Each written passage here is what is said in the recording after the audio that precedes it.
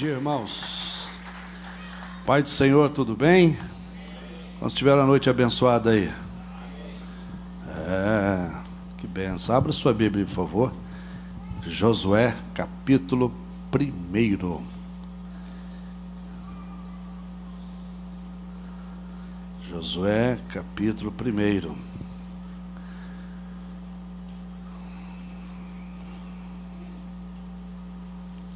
Hoje já é a segunda ceia do ano, hein? Tá voando.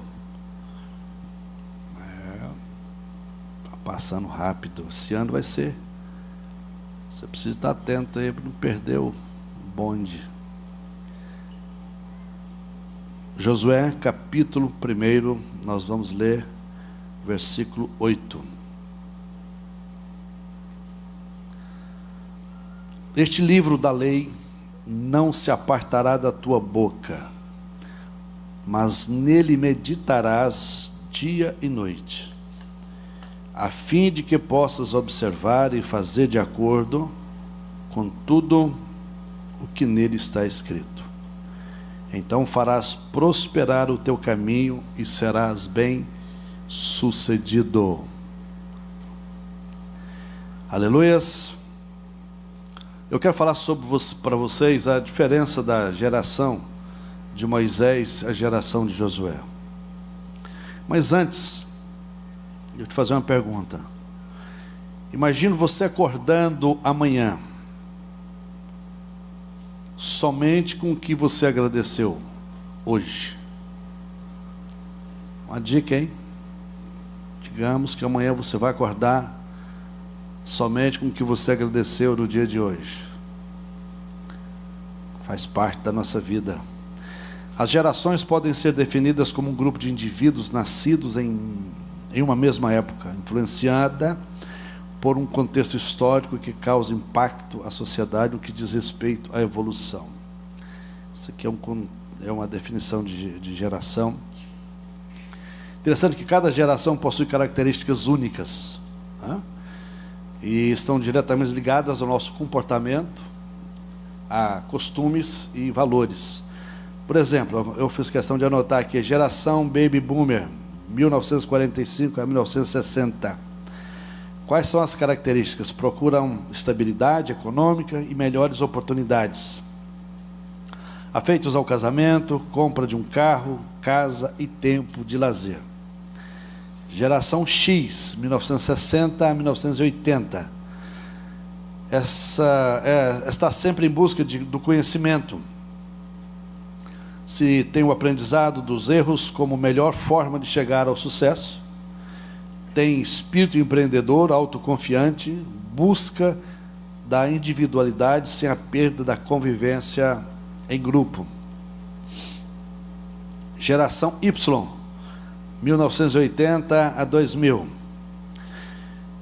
Estão sempre conectados, compartilhando seus hábitos, experiências e momentos, sempre em busca de novas tecnologias.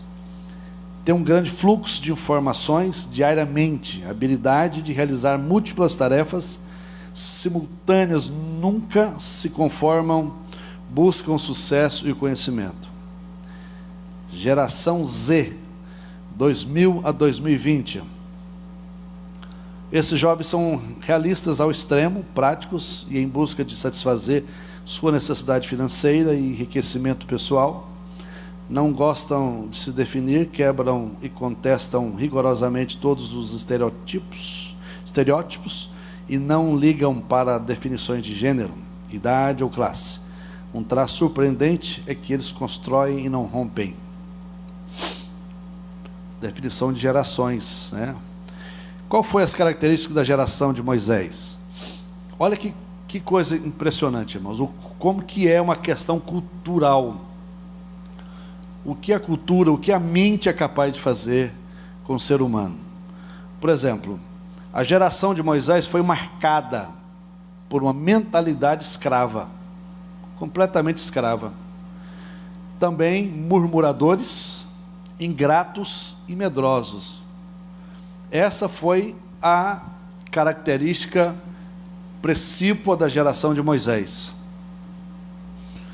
Mas aí você vai descobrir, eles passaram 400 anos no Egito. E lá no Egito, essa mentalidade foi formada naquele povo. E diga-se de passagem, eram pessoas que tinham promessas de Deus. Eram pessoas que sabiam quem era Deus. Mas o ambiente em qual eles viviam, a forma como eles lidavam com a vida, fez com que eles se tornassem o que se tornaram, homens completamente escravos, medíocres, e viviam murmurando por tudo, ingratos, medrosos. A prova é que essa geração, eles morreram todos no deserto. E olha bem, por mais que eles tiveram a experiência que geração nenhuma outra tiveram, de ver o que outra geração nenhuma viu, e provavelmente nem vai ver, foi o que Deus fez através de Moisés. Os milagres extraordinários que Deus fez através de Moisés. Vocês conseguem imaginar, né, você em um desses mares que você já foi aí, essas praias, do nada, você lá colocando o pé na praia e o mar se abrir e tornar uma rua, uma pista seca, e você poder andar tranquilo, olhando de um lado, olhando de outro, paredões de água, e ainda assim nenhuma gota de água caía em cima daquele povo. Esse povo viu isso. Esse povo viu água sair da rocha, não foi de uma cisterna, foi da rocha. Esse povo viu o pão cair do céu, os pássaros, as aves, a carne que eles comiam. As aves chegavam lá, davam um voo rasante, caía no quintal de cada um deles, dentro da porção exata que eles precisavam. E assim, milagres e milagres e mais milagres. Por ocasião da saída deles do Egito, a última praga foi a morte dos primogênitos. Todos os primogênitos do Egito morreram, do gatinho ao filho do faraó. Todos morreram. Não foram só pessoas, animais morreram também. E ainda assim, nenhuma família, nenhuma tribo, nenhum clã teve perda nenhuma de ninguém. De ninguém. Por ocasião das demais pragas, as trevas cobriam todo o Egito. Mas o arraial de Israel permanecia com luz normal. Normal. Enfim, esse povo viram,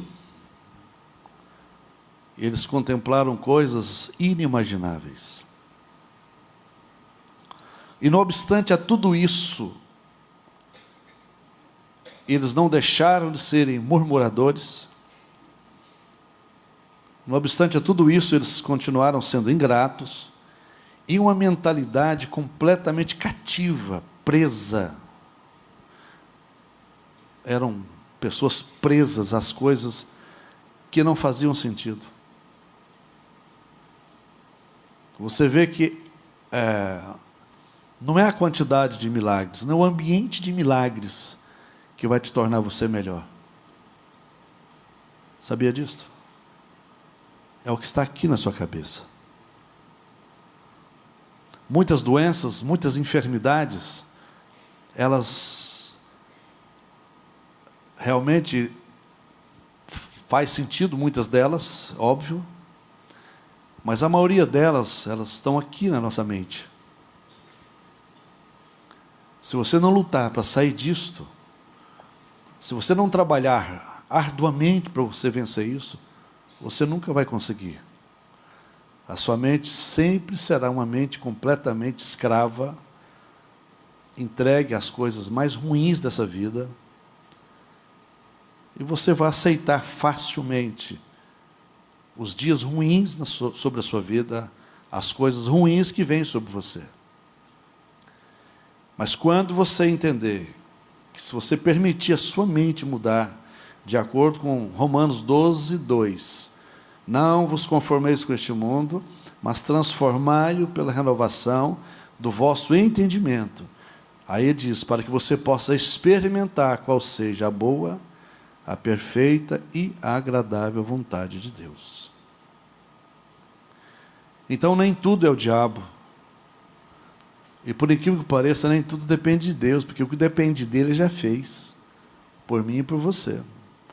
Depende a forma como você vai lidar com a vida, com as coisas. Esse povo viram, experimentaram coisas extraordinárias. E olha, e o mais importante, os caras caminharam 40 anos no deserto. Eles não tiveram um problema de insolação. Ninguém morreu de frio, porque no deserto é 55 durante o dia e 0 à noite. E ainda assim ninguém morreu de frio, ninguém morreu de insolação, ninguém teve problema de câncer de pele, nada, absolutamente nada. Sabe por quê? Porque durante o dia Deus colocou uma nuvem, certo? Como se fosse um ar-condicionado, que gerava uma temperatura média maravilhosa para que a criança, a mulher grávida, para que o velho, todos pudessem estar ali e bem.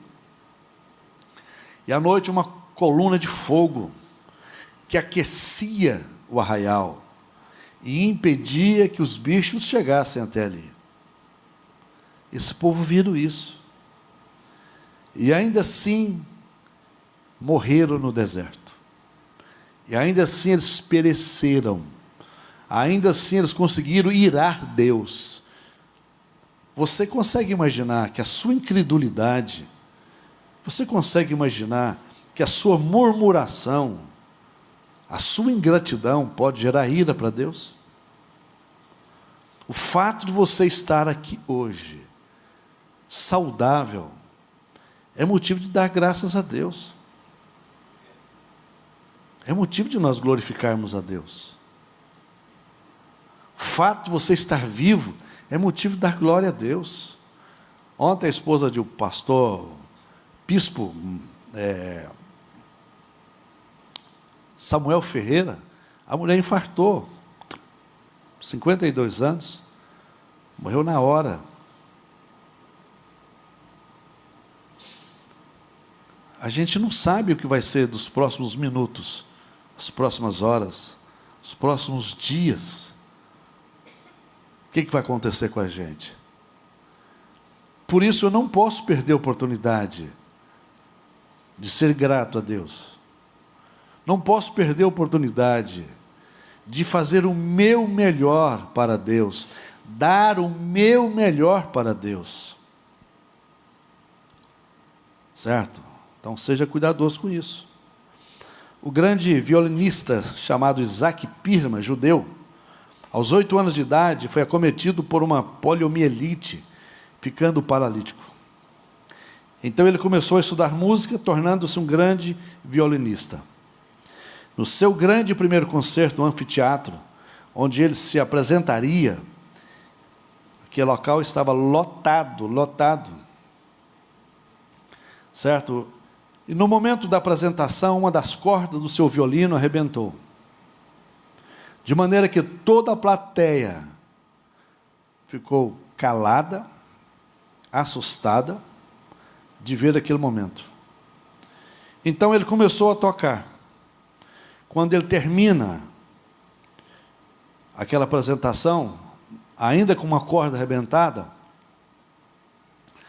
ele é aplaudido de pé por mais de 10 minutos. Por mais de 10 minutos. E perguntaram para ele como ele conseguiu realizar aquele grande feito.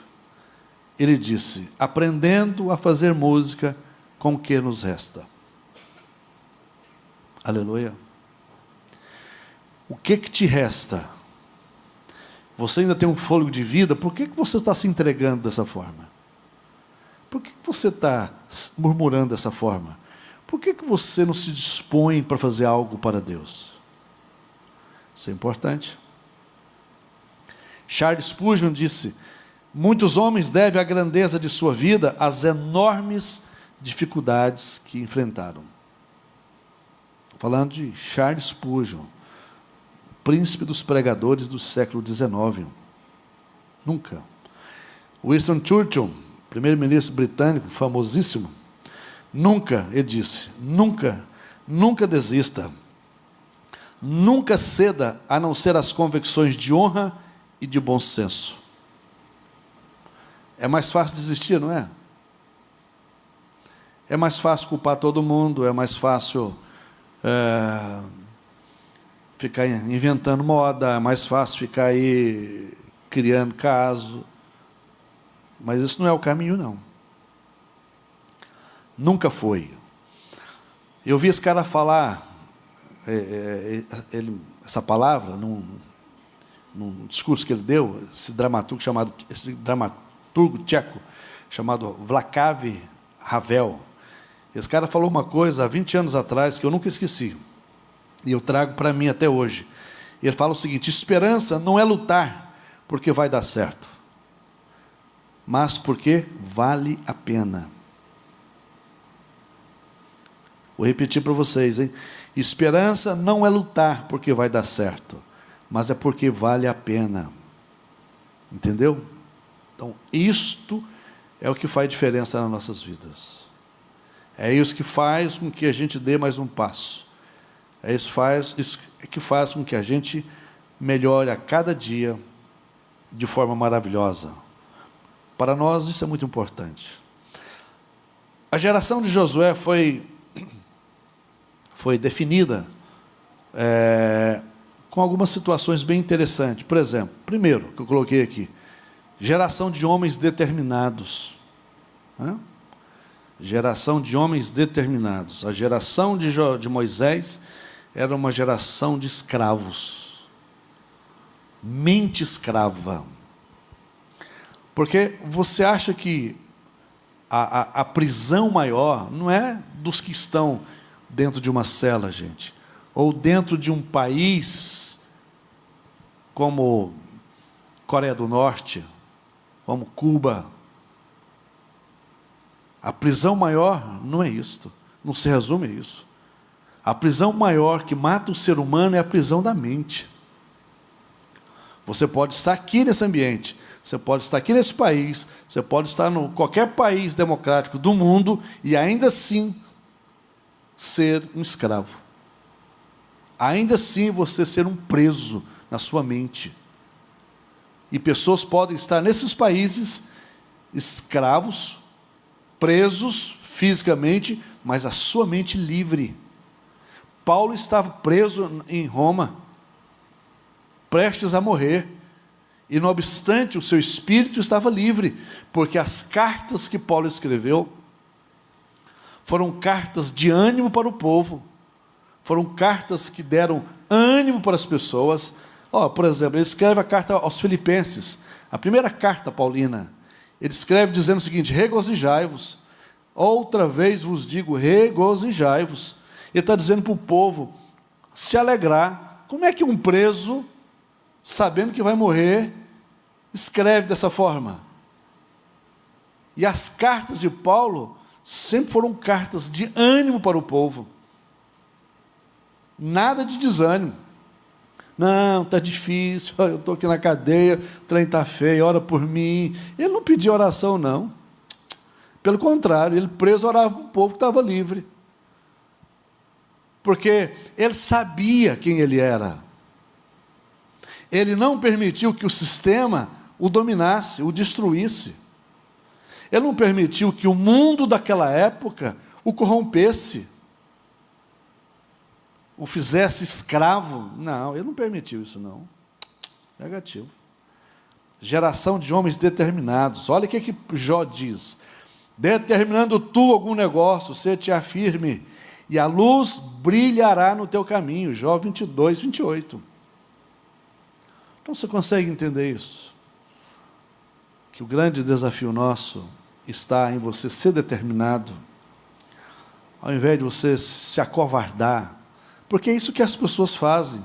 É muito mais fácil se acovardar diante de uma doença, diante de uma enfermidade, diante de um problema, diante de uma situação que aconteceu. Para aí, todos nós somos passivos, irmãos, por passar e em passar problemas difíceis da vida, acusações, perseguições, tantas coisas ruins. Nós somos passivos de passar. Ou você acha que coisas ruins só acontecem com gente ruim? Não. Coisas ruins acontecem com pessoas boas. Coisas ruins acontecem com pessoas decentes. Certo? Eliseu, profeta que fez o dobro de milagre de Elias, morreu doente. Doente. Mas o cara era tão terrível, irmão. A graça de Deus, a unção de Deus estava tão sobre o cara, que um belo dia jogaram um defunto na cova de Eliseu, que já só tinha osso, no que o corpo do cara bateu nos ossos de Eliseu, o cara ressuscitou na hora. Você está de brincadeira, irmão? Que osso é esse, cara? Que osso, hein, Flávio? Me conta aí, doutor. Que osso ungido. Porque a questão não está no problema que você enfrenta, está em como você encara os problemas que você enfrenta. Porque problema não tem como nós nos livrarmos dele. Não tem jeito, nós vamos viver com esse negócio a vida toda. Agora, como é que você lida com eles? É que vai tornar você melhor ou pior? Ou você vai ficar vivendo essa vida todinha dessa maneira que você está vivendo? Uma vida frágil, uma vida fraca, uma vida sem produzir nada, não produz nada, não é útil à sociedade, não é útil ao reino de Deus, não é útil a ninguém. Você está de brincadeira. Isso não funciona não. Isso não é vida para nós não. Sabia disso? Não tem nada a ver conosco. Nada a ver. O que Deus tem para nós é coisa muito maior e muito melhor. Nem tudo vai te mostrar. Você vai ter que seguir em frente acreditando. As águas só vão abrir depois que você puser os pés. Fato. Moisés estava lá à beira do mar, Faraó atrás, um desespero tremendo, né? O povo barulhando a cabeça do cara. Ó, povo custoso aquele, gente. Povo perturbado. E aí, agora, se ele nos tirou de lá, aquela coisa toda. Moisés, calmo, tranquilo, mas o cara também começou a entrar em desespero. E aí, Deus, o que eu faço? Deus falou assim, o que você faz? Você está de brincadeira comigo, Moisés? Coloca os pés nessa água. Ele coloca os pés, as águas se abrem. Então, sabe o que significa? Nem tudo Deus vai mostrar para você. Como é que vai ser as coisas? Você tem que seguir em frente. Quando Deus chama Abraão de Ur dos Caldeus, e fala para ele sair dali, que ele tinha algo para ele, Deus não deu para Abraão, na época, né? O início do ministério dele, ele não deu para ele as coordenadas, ele não disse para onde ele ia, o que ele ia fazer, ele apenas saiu obedecendo à voz de Deus. Mas uma coisa, Abraão ensina para mim, ensina para você nesta manhã. Abraão não sabia para onde ia, ok? Mas Abraão sabia com quem ia. Esse é o diferencial que eu e você precisamos ter na nossa vida. Ah, mas eu só vou se for desse jeito. Ah, eu só faço se for dessa forma. Não, Não é assim que Deus trabalha. Você está enganado. Vai sofrer mais um pouquinho. Até você aprender. Certo? Então você tem que entender isso. A questão não é saber para onde você vai. É com quem você vai. Se é com Ele, esquece. Durma, descansa. Se você está com Ele, não se preocupe para onde é que você vai. Porque Isaías diz, se passares pelo fogo, as chamas não arderá em ti. Se passares pelos rios, as águas não te submergirão. Então fica tranquilo. Fique em paz, aprenda a descansar em Deus. Aprenda a confiar no Senhor. Eu tenho falado aqui repetidas vezes, mas eu quero que você entenda, porque isso é pedagógico. Os teus ouvidos e os teus olhos são as maiores armas que você tem. Então aprenda. Aprenda a ouvir, ora. Aprenda a ouvir. Nós ignoramos muito fácil as coisas que as pessoas falam para nós. Agora, observa quem é que está falando com você, ora. Quem é que está falando com você? Aprenda. Observe, fica ligado com isso. O diabo vai tentar fazer com que você não enxergue e, o pior, fazer com que você não ouça. Se ele conseguir fazer você perder esses dois órgãos dos sentidos tão importantes na nossa caminhada cristã, ele vai destruir você, ora. Ele vai matar você. Por quê? Porque você não vai conseguir ver o óbvio. E o pior, você não vai conseguir ouvir a direção de Deus. Eu tenho aprendido que a direção de Deus não se vê, a direção de Deus se ouve. Ouve. Certo? Então acalma, fica tranquilo. Deus vai falar, Deus está falando com a gente.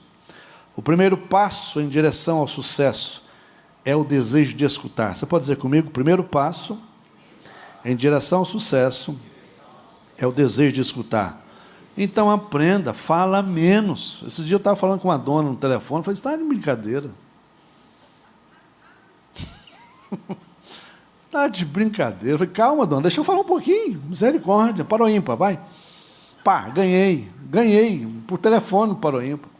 Quer dizer, eu acho que ganhei, né? Calma. Ouça.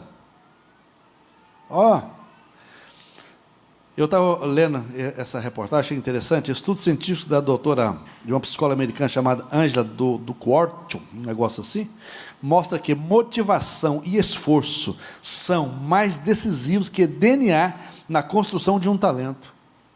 Uau! Motivação e esforço. O que o diabo está roubando do nosso povo? Motivação e esforço. Esse dia eu estava com um garoto, né, fazendo um esporte aí, em determinado lugar, um garoto de 13 anos. 13 anos de idade. Fazendo esporte. E o menino fazendo esporte, morto. Aquela cara. Falei, meu filho, pelo amor de Deus, você não está em velório não, varão. Bora, acelera aí, ó. Eu falei, gente, que geração. Fazendo esporte. Falei, não, compadre, você está comendo farinha de puba, não? Você está... Eu amo farinha de puba. Amo ver quem come. Os que comem farinha de puba. Tá? Porque é assim que está, não? Esforço, motivação. Bora, gente. Acelera. Isso é importante para nós. Vai fazer a diferença. Ela fala que o esforço disciplinado pesa o dobro do QI, ou da aptidão física, na barriga, pelo pódio, em qualquer área. Eita! Olha aqui. O esforço disciplinado pesa o dobro do QI que você tem. Essa meninada nova, tudo é inteligente, irmãos. Mas que esforço essa turma tem? Bora, eu ponho pilha nessa moçada. Eu pego adolescente aí, eu dou uma... Isso é importante para nós. Olha aqui para você ver que coisa interessante. Segundo ponto da geração de Moisés, de Josué. Geração de homens fortes e corajosos. Só os homens, diz comigo, geração de homens fortes e corajosos. Barbudo, você não falou. Não, você só murmurou com a boca aí. Geração de homens fortes e corajosos. Grave isso aqui é importante você ouvir isso aqui. Aqui não tem nada a ver com músculo, ok? Nada a ver com músculo. Tem a ver com o quê? Mente. Mente forte. Porque essa geração hoje é uma geração de uma moçada tudo musculosa. Tá uma meninada bonita aí forte, tudo trincado, irmão. Fica até angustiado quando eu passo perto de um trincado. E eu...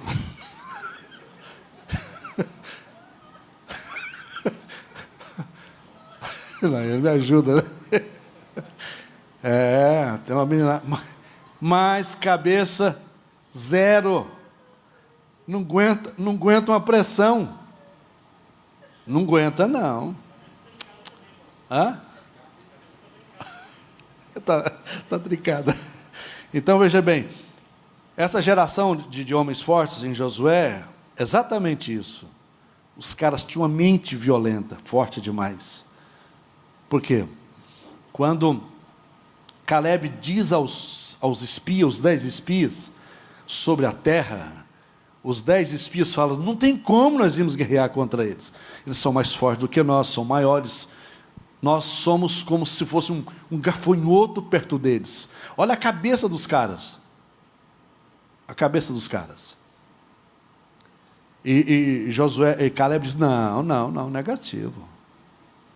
Não é isso não, vocês estão com conversa.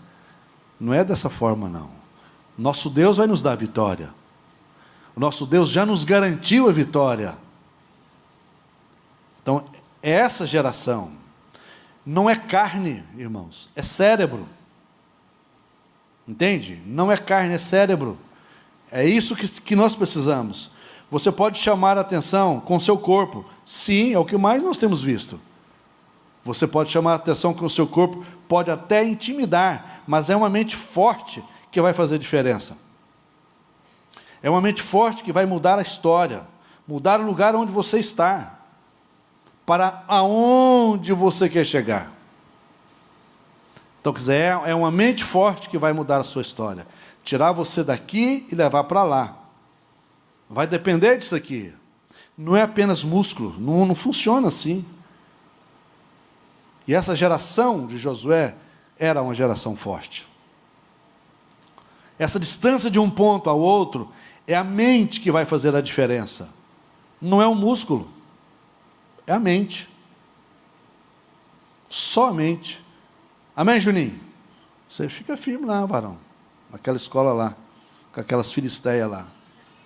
Tá? Então, é a mente. É a mente que vai fazer a diferença. Não é o músculo. Porque o que nós estamos enfrentando no dia a dia é exatamente isso. Certo? Uma geração que não consegue enfrentar problemas, é uma geração que não consegue ver um problema que acontece na sua vida, eles desesperam, adoecem, e não pode ser assim. E não é assim. E não deve ser assim. Certo? Então, isso para nós é fundamental.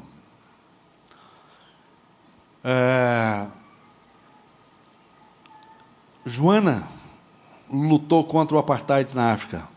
Era uma sul-africana, uma moça.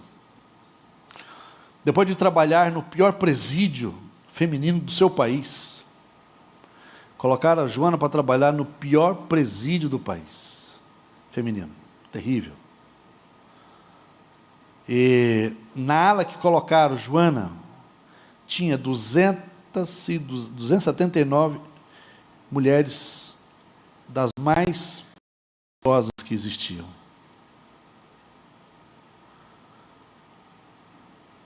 E ela foi trabalhar com essas detentas.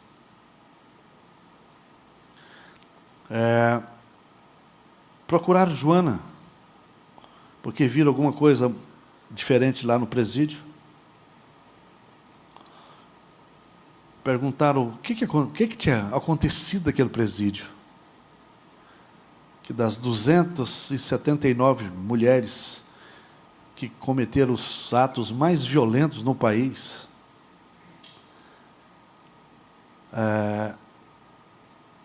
aquele ambiente, aquela ala, tinha sido totalmente transformada.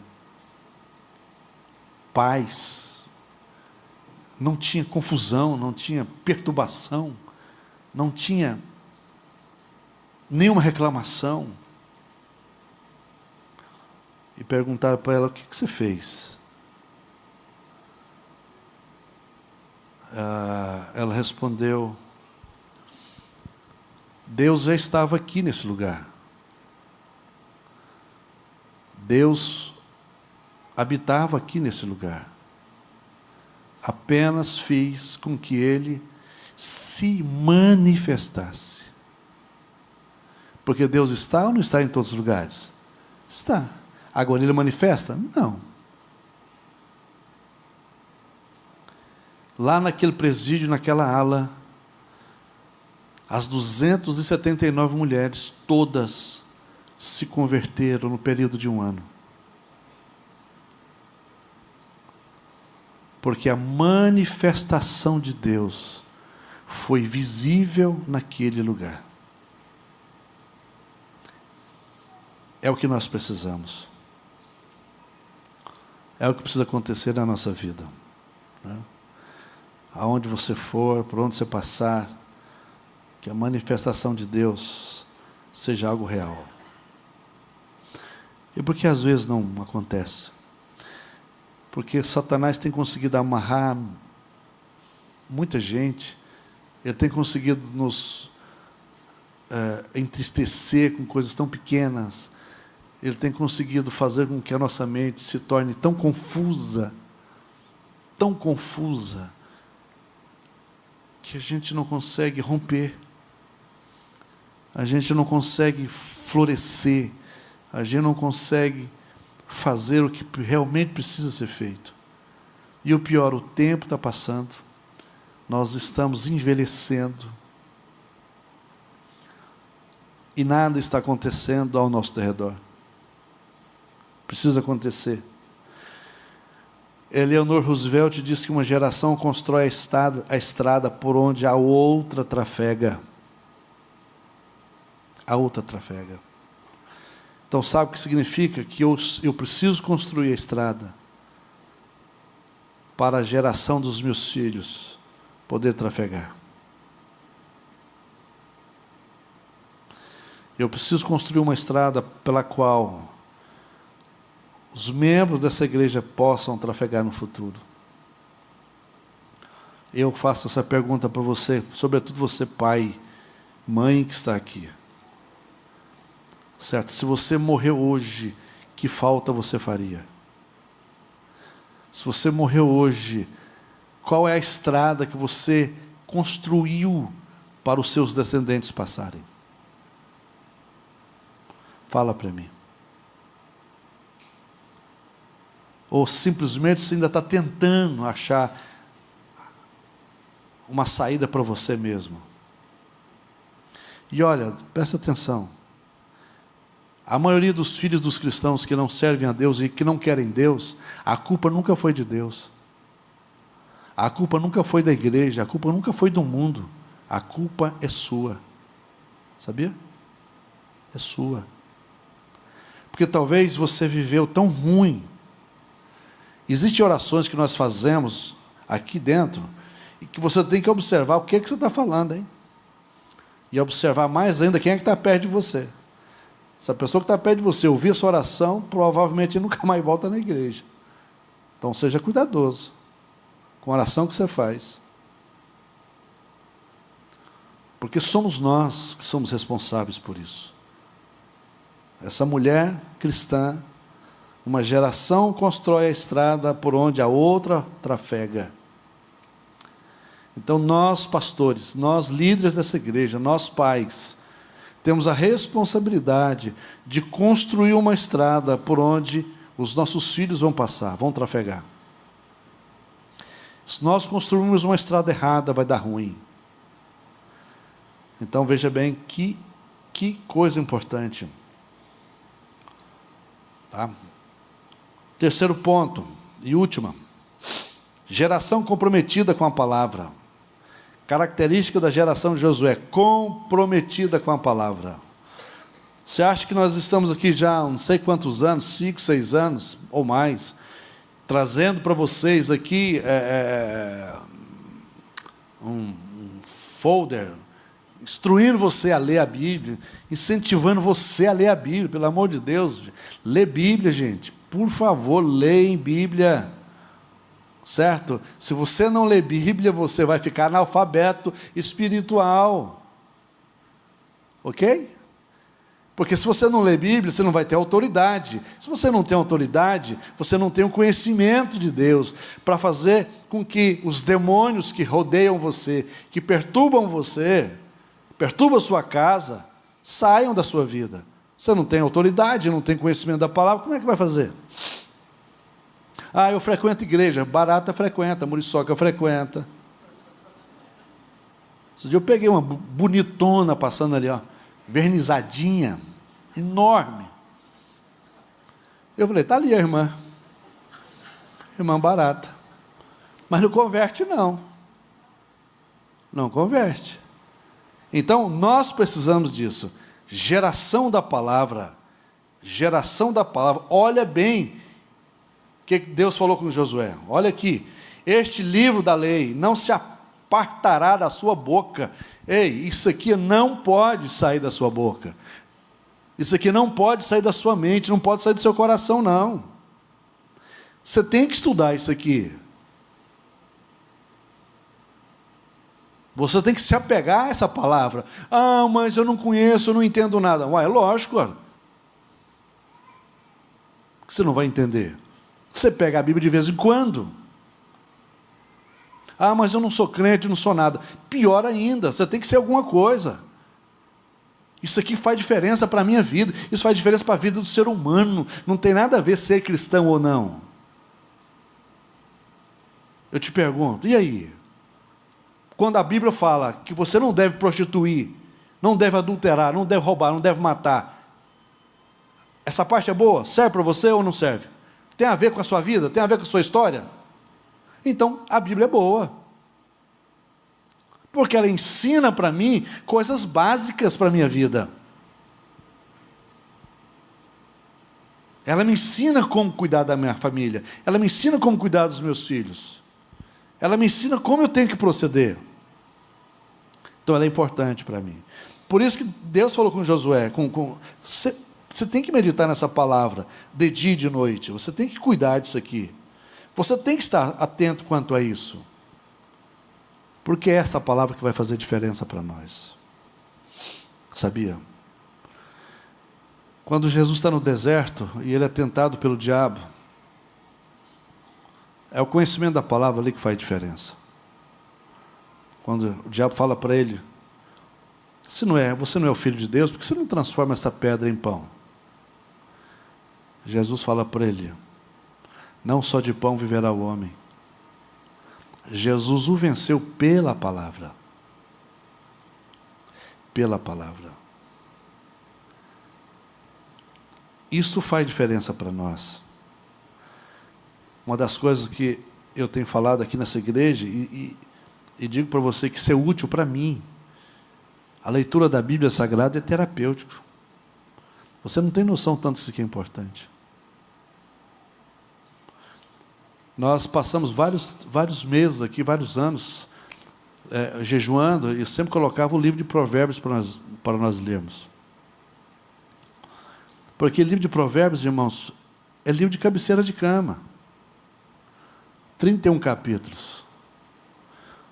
Ele fala de sabedoria, fala de conhecimento, ele fala a consequência que você tem de envolver com a prostituta, ele fala da consequência que você tem de envolver com a adúltera, ele fala da consequência que você tem de não ser generoso, Ele fala da consequência que você tem de não buscar conhecimento nem buscar sabedoria. É um livro riquíssimo, que se você puder lê-lo todo dia, faça isso. Todos os dias. Aí um irmão me perguntou, mas pastor, nossa, eu estou cansado de ler provérbios. Eu falei assim, isso mostra que você não entendeu nada. Lamento.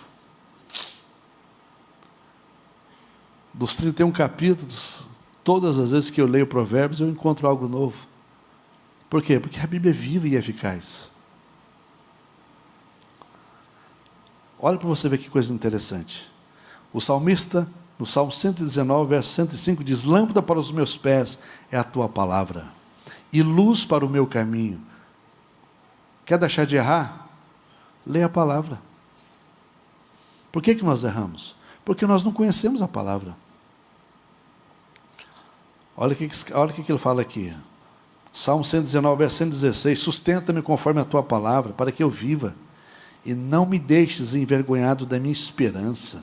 Salmo 119, verso 140. A tua palavra é muito pura, por isso o teu servo a ama. Salmo 119, versículo 147. Antecipei-me à alva da manhã, e clamei, e esperei pela tua palavra. Aleluia. Mais um. Salmo 119, versículo 160. A tua palavra é a verdade, desde o princípio, e cada um dos teus preceitos dura para sempre, para sempre, para sempre. Então a geração de Josué conseguiu conquistar a terra, porque era uma geração focada nesses 3 princípios básicos. Primeiro, princípio básico importante para mim e para você, é esse aqui, ó. Geração de homens determinados. Seja determinado. Desistir é o caminho mais fácil, mas não vai te levar a nada. Não vai te levar a lugar nenhum. Seja determinado. Segundo, geração de homens fortes e corajosos. Faz diferença. Para mim e para você. E deixar claro que a questão não tem nada a ver com músculo. Tem a ver com mente. Mente forte. Mentes fortes. Capaz de enfrentar os desafios aí fora. Capaz de enfrentar as tentações que tem todos os dias sobre as nossas vidas. Capaz de enfrentar tantas pessoas que se julgam melhores do que você e querem abusar de você. Mas você tem uma mente forte e não vai deixar que isso aconteça. E uma geração da palavra. Medita nessa palavra, estude essa palavra. Cuide que essa palavra nunca saia do seu coração, da sua boca. E certamente nós vamos alcançar o melhor que Deus tem para nós. O melhor que Deus tem para a minha vida, para a sua vida, no nome de Jesus. Vamos nos colocar de pé.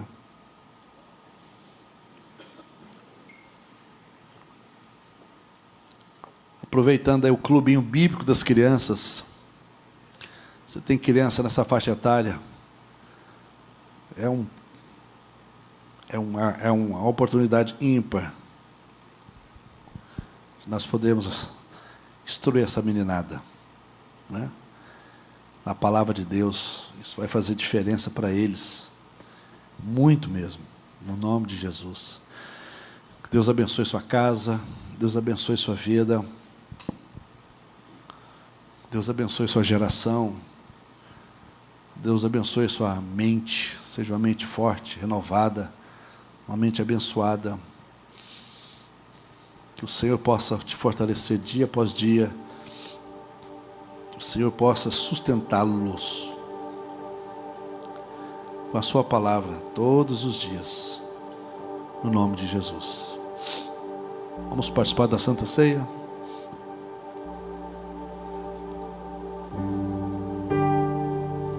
A segunda Santa Ceia do ano de 2025.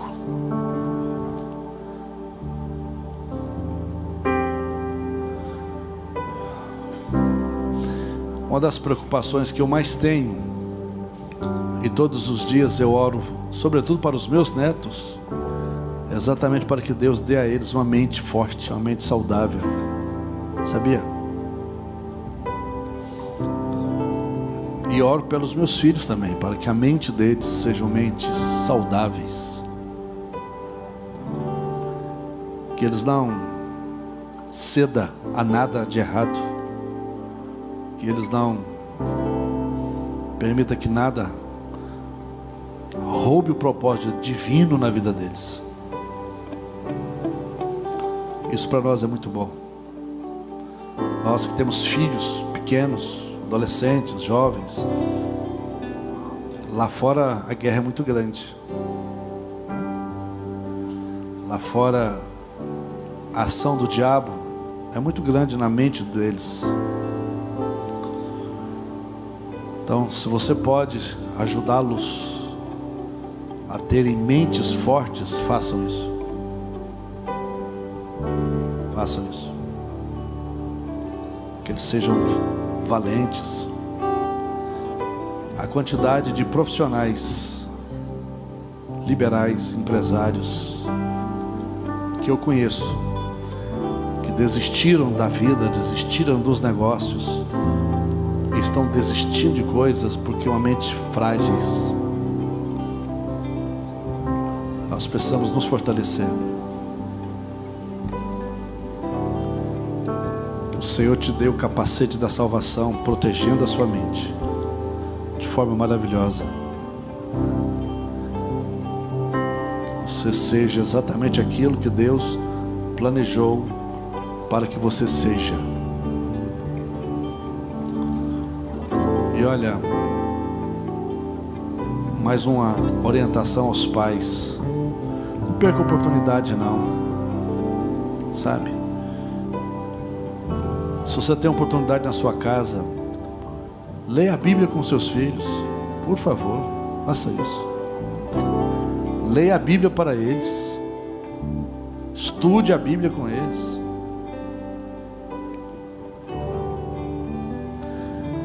Essa turma mais velha aí, esses cascudão, quer dizer, eu posso ficar 10 anos sem vir na igreja, o diabo nunca vai me convencer que Deus não existe. Óbvio que ele vai me travar, óbvio que ele vai impedir que eu venha produzir, mas convencer que Deus não existe, ele não vai dar conta de fazer isso. Mas essa meninada nova não dão conta não. Mostra para eles o que Deus tem feito na sua vida. Mostra para eles que Deus é real, que Deus é verdadeiro. Nós não temos outra esperança não, gente. Nós não temos outro caminho a seguir. Você pode até insistir de andar sem Deus, ok, é uma escolha sua. Mas olha, será uma vida vazia, pode ter certeza disso. Sabe por quê? Porque nós somos de Deus, o nosso DNA é dele. Não tem jeito não, não tem jeito de fugir dele não, tá? Amém?